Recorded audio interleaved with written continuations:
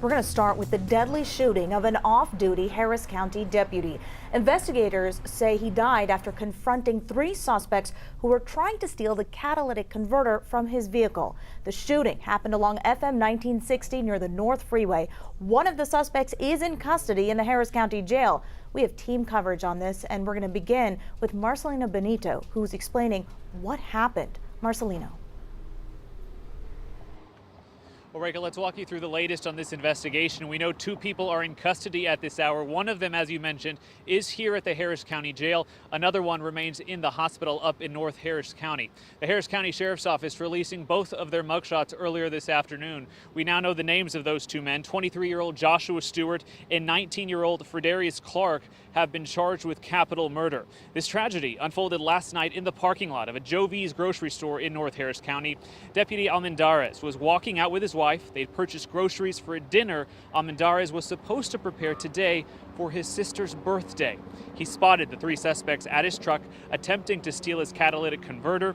Almendarez told his wife to get to safety, and as he approached them, at least 2 of those suspects opened fire. The off-duty deputy was hit, but still somehow managed to return fire and wounded Stewart and Clark. The suspects fled in their vehicle. Tragically, Deputy Almendarez did not survive his injuries. The sheriff calls him a hero. As all this was unfolded, he had the piece of the mindset to make sure he was protecting his wife.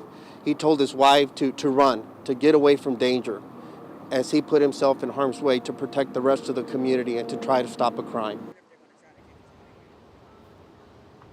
2 of the suspects drove themselves to the hospital. You can see their vehicle littered with bullet holes. Again, one of the suspects remains there at this hour. Now, of course, this investigation is only just beginning, and we are told police are actually looking for a 3rd person tied to this case, a 17 to 19-year-old man that they are wanting for questioning. We'll have more on that, plus what we're learning about the 2 suspects who are in custody coming up in a live report at 5 o'clock. Back to you. All right, Marcelino, we'll see you then. Thank you so much. Our Jason Miles continues our team coverage with a look at the legacy this deputy left behind during his 23 years on the force. Jason. Hey there, Rika. Yeah, this is the parking lot where the deputy was fatally shot last night, serving the public and fighting crime, colleagues say, even while off duty. We checked in with the Harris County Deputies Organization earlier. President David Cuevas, he joined the sheriff's office around the same time as Deputy Almendarez, more than 20 years ago, in fact. He says the fallen deputy was a model public servant who started in the detention office, moved to patrol, then investigations. A ride-along video was posted by the sheriff's office earlier this year as part of an officer spotlight showing Almendarez on the job for the auto theft division. Let's look at the humanity part of this.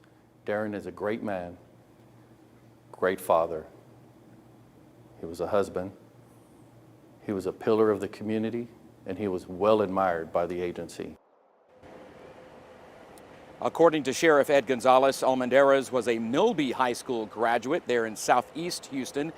He asked everyone to keep the fallen deputy's family in your thoughts. We went by the deputy's home, not very far from this Joe V's supermarket.